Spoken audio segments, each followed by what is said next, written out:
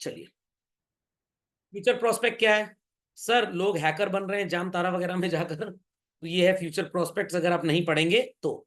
But बाकी क्या future prospects हैं, अभी मैं आपको एक लेटेस्ट न्यूज देता हूं। आईआईटी दिल्ली, नाम तो सुना ही होगा सर, ये तो शाहरुख खान भी डायलॉग बोलते हैं, नाम तो सुना ही होगा। मेरे लेक्चर से देख देख सीखे हैं सब, लड़के थे मेरे सामने जब फौजी सीरियल में आए थे, मैं बच्चा था उस समय। समझ में आ गया? समझ में आ गया। चलिए, तो आईआईटी दिल्ली ने बच्चों रिसेंटली एक कैंपस ओपन किया है दुनिया के बहुत अच्छे ग्रोइंग कंट्री में। बताइए कौन सा वो देश है? हाँ, वेरी गुड, अबू धाबी। जो नहीं बता पाए वो बनेंगे धोबी। तो near to Dubai, Abu Dhabi is a very good place. कभी जाए तो मेरे को ले चलिएगा, साथ में टैक्सी उठा लूंगा। अरे अकेले मान लीजिए खो गए तो आप कहेंगे सर पापा भी जाएंगे, अब उनके पास कहाँ टाइम है। चलो, तो अबू धाबी में आईटी दिल्ली का सेंटर क्यों खोला गया? अब सच्चाई बताऊं क्या है, यहाँ दुकानदारी चौपट हो रही है। जो भी आईटी में टॉप 100 रैंकर्स होते हैं, वो देते तो आईटी का एग्जाम है, तैयारी आईटी करते हैं। कहाँ जाते हैं? कुछ आइजर पढ़ने चले जाएंगे, कुछ नाइजर पढ़ने चले जाएंगे, कुछ आईआईएसटी चले जाएंगे, इंडियन इंस्टीट्यूट ऑफ साइंस, कुछ इंडियन इंस्टीट्यूट ऑफ एस्ट्रोफिजिक्स में पीजी वगैरह करने चले जाएंगे। तो वो आईटी की पढ़ाई सिर्फ इसलिए करते हैं ताकि उनके बाकी एग्जाम्स क्लियर हो जाए और दिमाग बढ़ जाए। Is that clear? जिनको झटपट जॉब चाहिए ना, सिर्फ वही बच्चा इंजीनियरिंग में जाता है। जिसको पीजी तक पढ़ना है वो कभी आईटी में एडमिशन ही नहीं लेता। तो यहां पे दुकानदारी हो रही है चौपट। तो आईटी अबू धाबी में सेंटर खोल के थोड़ी भोखाली बढ़े, थोड़ा पंप एंड शो बढ़े। और जो वहां के बच्चे पैसे तो दे सकते हैं बट आईटी क्वालिफाई नहीं कर सकते, ध्यान दीजिएगा मेरी बात पे बच्चों, पैसा है उनके पास, बड़े रईस लोग हैं दुबई के, ओके, और उनका पैसा भी हमारा 22-23 रुपए के हिसाब से चलता है। बट वो एंट्रेंस आईटी जेई का फुल फॉर्म पता है ना? Junior engineer examination, joint entrance exam. But JE का एग्जाम क्वालिफाई करना उनके औकात की बात नहीं है। तो अब आईटी दिल्ली ने सोचा हम एक एग्जाम लेंगे, उसका कुछ नाम है मेरे को याद नहीं आ रहा, अभी पढ़ लीजिएगा न्यूज में।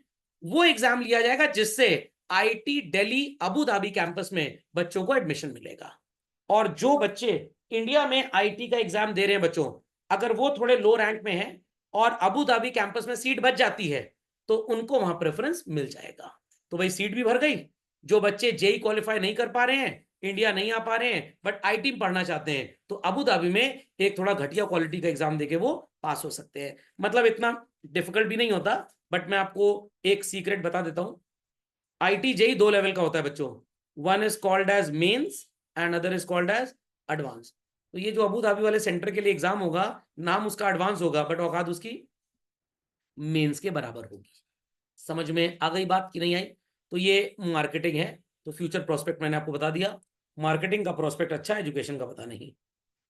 Still a far away dream, 100% literacy कभी हो ही नहीं सकती, कभी हो ही नहीं सकती, इम्पॉसिबल सी बात है। Nothing could be 100%। हाँ, 94, 95, 96% अगर हो जाए तो उसे क्या मान लिया जाए? As good as 100%। खोपड़े में बात गई चिल्ड्रन, खोपड़े में बात गई। सबको समझ में आ गया? इंप्लॉयमेंट बच्चों का भी 100% हो सकता है? नहीं हो सकता। क्यों नहीं हो सकता सर? कुछ लोग एक पर्टिकुलर जॉब छोड़ के दूसरा जॉब ज्वाइन करना चाहते हैं, दूसरा छोड़ के तीसरा, तो it can never be 100%। 95 to 96% अगर एम्प्लॉयमेंट होता है किसी भी कंट्री में, we consider it as full employment. Education for all सपना था बट ये कभी अपना हो नहीं पाया। कब था ये सपना सर? ये सपना था हमारे कॉन्स्टिट्यूशन का, जब हमारा कॉन्स्टिट्यूशन एनैक्ट हुआ चिल्ड्रन 26 जनवरी 1950 में। बन तो नवंबर 49 में ही गया था। तो सोचा गया कि भाई फ्री एंड कंपलसरी एजुकेशन 10 साल के अंदर अचीव करनी है, मतलब 1960 तक नहीं हो पाया। लिटरेसी रेट को भी बढ़ाना है। तो लिटरेसी रेट 1951 में कितना था इंडिया में? 18.33%। लिटरेसी की बात हो रही है, एजुकेशन की नहीं हो रही है। एजुकेशन बहुत डिफरेंट होता है इससे। 2011 तक ये कितना पहुंच गया? 74%। ये भी वो केरला वगैरह में लिटरेसी बहुत ज्यादा है, और वो इस्लामिक स्टेट में भर्ती भी सबसे ज्यादा केरला से ही होती है। और बिहार में लिटरेसी सबसे कम है और सबसे ज्यादा आईएएस वहीं से सेलेक्ट होते हैं। तो आप समझ जाइए लिटरेसी और एजुकेशन में क्या फर्क होता है। नहीं समझे? लिटरेट हो जाएंगे तो आतंकवादी बन जाएंगे, एजुकेटेड हो जाएंगे तो आईएएस बन जाएंगे। तो चॉइस इज योर्स, एजुकेटेड बनना है या लिटरेट बनना है। क्या हुआ राय साहब, कोई समस्या? चलिए, माधव से कह रहा है दोस्ती बढ़ा दो, बिहार का है आईएएस तो बन ही जाएंगे। केरला वालों से दोस्ती कम करें, पता लगा आईएएस में एडमिट हो गए। 26%, 1/4 of the population still remains what children, illiterate. But मेरे को नहीं लगता, मेरे को लगता है कि 99% is illiterate, only 1% is literate. समझ में आ गया? लिख दिया सबने? चलिए, जेंडर इक्विटी. जेंडर इक्विटी का मतलब क्या है? सर ये लोग हाई फाइव करेंगे, ये लोग हाथ मिलाएंगे. जेंडर इक्विटी, इनका 5 उंगली इनके 5 उंगली बराबर है कि नहीं. अरे ये मतलब नहीं होता जेंडर इक्विटी का. ये मतलब होता है कि लड़का अगर पिताजी से कह रहा है मैं पढ़ने जाऊंगा बाहर, और लड़की को कह रहे नहीं तुम यहीं रहोगी. क्यों? तुम शॉर्ट टेम्पर्ड हो, तुम्हें गुस्सा ज्यादा आता है. पता लगा कॉलेज में गई, कोई लड़की लड़का कुछ बोल दिए, ब्लेड लेके हाथ में नस काट दी उसकी, इल्जाम लगा दी, सुसाइड कर रहे थे लोग. Is that clear? इसीलिए लड़कियों को घर से बाहर जनरली कम भेजा जाता है. थोड़ी गुस्सैल टाइप की होती है ना, या कोई जा रहा है तो एक जेंट साथ में जाए गुस्सा कंट्रोल करने के लिए. खोपड़े में बात गई कि नहीं गई? जेंडर इक्विटी क्या है? भैया अकेले घूमने जा रहा है, मैं भी अकेले जाऊंगी घूमने. Is that clear? भैया ने होंडा एक्टिवा खरीदी, हमें हीरो की प्लेजर खरीद के दीजिए. खोपड़े में बात गई कि नहीं गई? समझ में आ गया? तो जेंडर इक्विटी का मतलब दोनों में कोई भी खास डिफरेंस नहीं होना चाहिए. Whatsoever job opportunities are available to males, same should be available to females. इस पे मैंने आपको सुधा मूर्ति जी का एक एग्जांपल भी दिया था, जब उन्होंने पुणे का टाटा मोटर्स का एडवर्टाइजमेंट देखा and she went for a job. तो टाटा मोटर्स ने बोला कि भाई आप तो एक लेडी हैं, आप कैसे इंजीनियरिंग का जॉब कर पाएंगी. तो उन्होंने काफी साल जॉब किया, फिर उन्होंने जब जॉब छोड़ा तो रतन टाटा जी ने उनसे पूछा भाई why you are leaving our company, क्या किसी ने आपको कुछ परेशान किया, ऑल दैट. उनका नहीं ऐसा कुछ नहीं है, मेरे हस्बैंड एक नई कंपनी सेटअप कर रहे हैं तो मैं उनका साथ दूंगी वहां पे. तो उन्होंने पूछा भाई आपके हस्बैंड की कंपनी का नाम क्या है? तो answer was what children? Infosys. खोपड़े में बात गई. तो हर जगह जेंडर इक्वालिटी इंडिया में धीरे धीरे आ रहा है. अमिताभ बच्चन घर में कभी ना आ पाएगा. वो जया बच्चन इतनी दबंग है, इतनी चुलबुल पांडे है, समझ में आ गया, है एकदम चारफुटिया टाइप. सिर्फ मेरे से आंख में आंख मिला बात कर सकती हैं, बट पंगा लिए जा रही है. अमिताभ बच्चन ऐसे पकड़ के टांग देंगे उनको. बट विमेन एम्पावरमेंट देख लीजिए. खोपड़े में बात गई कि नहीं गई? चलिए, so distance between adult literacy rate and adult sorry male and female literacy rate कम क्यों रहा है? क्योंकि भाई अब लड़कियों को भी ज्यादातर पेरेंट्स पढ़ाने में इच्छुक रहते हैं. पहले क्यों नहीं पढ़ाते थे? भाई लड़की की शादी होगी तो ये तो पराया धन है, दूसरे घर चली जाएगी, वहां नौकरी करेगी, वहां पैसा कमाएगी, ये दलिद्दर अपने यहाँ रहेगा, समझ, जिंदगी भर सांप की तरह कुंडली मार के बैठा रहेगा, इसको पढ़ाओ. खोपड़े में बात गई. बट आज कन्यादान तो होता है, पुत्र दान भी होता है. नौकरी करके दोनों बाहर निकल लिए. Is that clear? तो भाई मेरे हिसाब से दोनों को पढ़ाया जाए. खोपड़े में बात गई. और या दोनों ही ना पढ़ें, क्योंकि अगर ये पढ़ गए और ये नहीं पढ़ी, समझ में आ गया, तो जाहिल रहेंगी इसलिए डोमिनेट करेंगी. ये अनपढ़ रह गया, जितना ही पढ़ ले उसको माना अनपढ़ ही जाएगा हमारी सोसाइटी में, और ये पढ़ लिख गई तो वैसे डोमिनेटिंग कैरेक्टर है. दोनों पढ़ गए, वही हाल होगा जो एक साइड से राम जी तीर मारते थे, दूसरी तरफ से अपने क्या नाम था उनका, अरे सीता जी किडनैप करके ले गए थे, क्या नाम था, रावण. समझ में आ गया? वो बीच में चिलचिला जाता था ना, ऐसा होगा. Is that clear? तो इन लोगों की भलाई तभी है जब ये हर बात पे क्या बोले, यस बॉस, डोंकी और हॉर्स. खोपड़े में बात गई. ना ना निकले मुंह से, जो बोला हाँ ठीक है, हाँ ठीक है, हाँ ठीक है, ना नहीं बोलना है बच्चों. चलिए, तो नैरो और पॉजिटिव गांव वगैरह में सब चलता था, हरियाणा में आजकल भी चलता है, बट बाकी लोग एजुकेटेड हो गए हैं. तो अडल्ट लिटरेसी रेट आपको दिखाया जा रहा है इंडिया में कितना है बच्चों? 59%. श्रीलंका इज 90, इंसॉल्वेंट हो गए. Is that clear? China 93, dictatorship. Philippines 97, ये भी थोड़े कम्युनल हैं.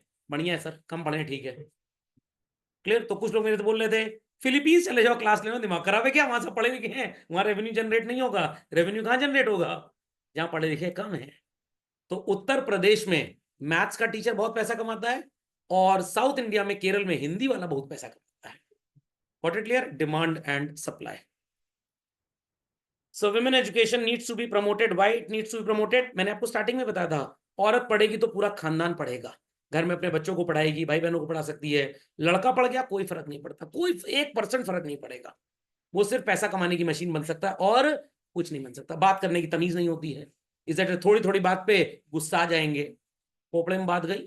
तो बेको याद आती है बात, पेप्सिको की अपनी सीईओ थी, वो क्या नाम था, इंदिरा नूई. अगर हिंदुस्तान में होती तो सिर्फ और सिर्फ 4-5 साल नौकरी करके छोड़ देती. यूएस थी इसीलिए सीईओ हो गई. देखा है कभी किसी इंडियन लेडी एस्ट्रोनॉट को? सुना है आपने कभी? है तू बाहर जाएगी? ऐसा नहीं है। तो यहां लोग पढ़े लिखों को भी आगे बढ़ने कभी देते ही नहीं है। समझ में आ गई बात? खोपड़े में बात गई। तो इसलिए भाई पढ़ना सबका जरूरी है। लड़के ज्यादा पढ़ लें कम पढ़ लें, हमेशा आज्ञाकारी ही रहना है। Is that understood? मैं मजाक नहीं कर रहा हूं। I attended a career counselling session at Allen Kota last year conducted by doctor Harsh Sharma. उन्होंने बताया था women's have 27% more intellect than man or a male person. तो always a male person should prepare for rank 2. Rank 1 is reserved. समझ में आ गया? तो खाली पीली रैंक 1 के चक्कर में अपनी खोपड़ी दिमाग की दही ना करें। रैंक 2 के लिए प्रिपेयर करें तो अच्छे रहेंगे। I am not being gender biased. समझ में आ गई बात? तो health care is very necessary, women economic independence necessary, social status इनका बढ़ाना है। कैसे विमेन हेल्थ केयर पे ध्यान दिया जा रहा है? भाई सरकारी अस्पतालों में भी फ्री में मेडिसिन मिलती है, मेल्स को भी और वुमेन्स को भी। Got it clear? Pregnant ladies को भी सारी दवाइयां फ्री मिलती हैं। बच्चा पैदा होने के बाद भी बच्चे की दवाइयां फ्री हैं, लेडी की दवाइयां सब फ्री हैं, सिर्फ इसीलिए ताकि इनके हेल्थ में कोई भी डेप्रिसिएशन या डिग्रेडेशन ना आए। और बाकी गुस्सा उस्सा आए, मम्मी और दीदी कभी कंटा पंटा मार दें तो समझ लीजिए कि फिजियोथेरेपी हो रही है आपकी।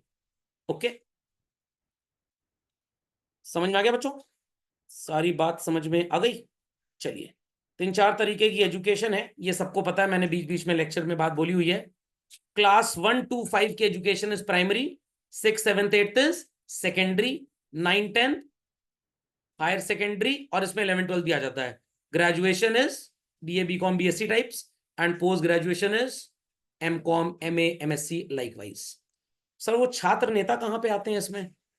छात्र नेता यहाँ पे आते हैं बेसिकली। कुछ लोग बोले तो छात्र नेता तो आए नहीं यहाँ पे, और फिर नेता बन के यहाँ बैठते हैं और देश पे राज करते हैं।